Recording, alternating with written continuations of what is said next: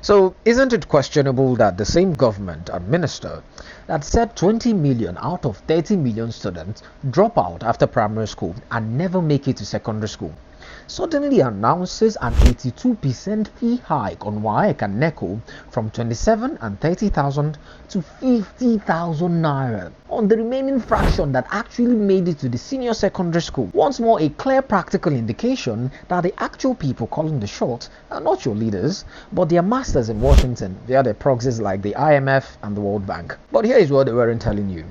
After WAEC requested for an upward review of the SSCE exam fee for 2027 candidates in March, the fee hike was actually signed since June 18th, but only became public 24 days later, around July 11th or 12th, which strangely coincides with the rescue of the Oyo abducted children, with many wondering if it was thrown in while Nigerians were still rejoicing. But you start discovering there might be a diabolical pattern to prize out the poor from formal education. When you recall the similar drastic 122% fee hike across the 104 federal government secondary schools, or unity colleges as they are known, from 45,000 to 100,000 naira in 2023, which sparked outrage, the House of Representatives ordered for it to be reversed, but it stood anyways, which would never be the agenda of any sovereign government, because education as we know it is the lifeblood of any country. The scientists that drive innovation, the engineers that build weapons for the defense of the country, all these flow after investing heavily into educating the citizens of the country.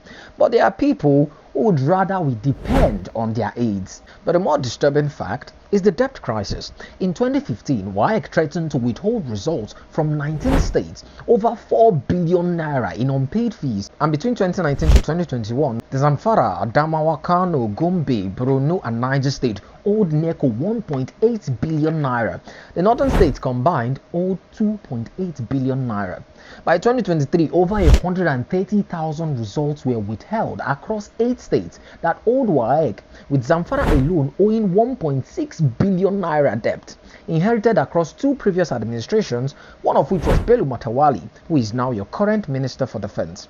And this was when WAEC and NECO were still around 27 and 30,000 naira. This increment would have placed an even more severe burden on the state governors, which would lead to hundreds of thousands of results being withheld, inevitably locking the students out of being able to enter universities. Let me know what you think in the comment section, and as always, don't trust, verify.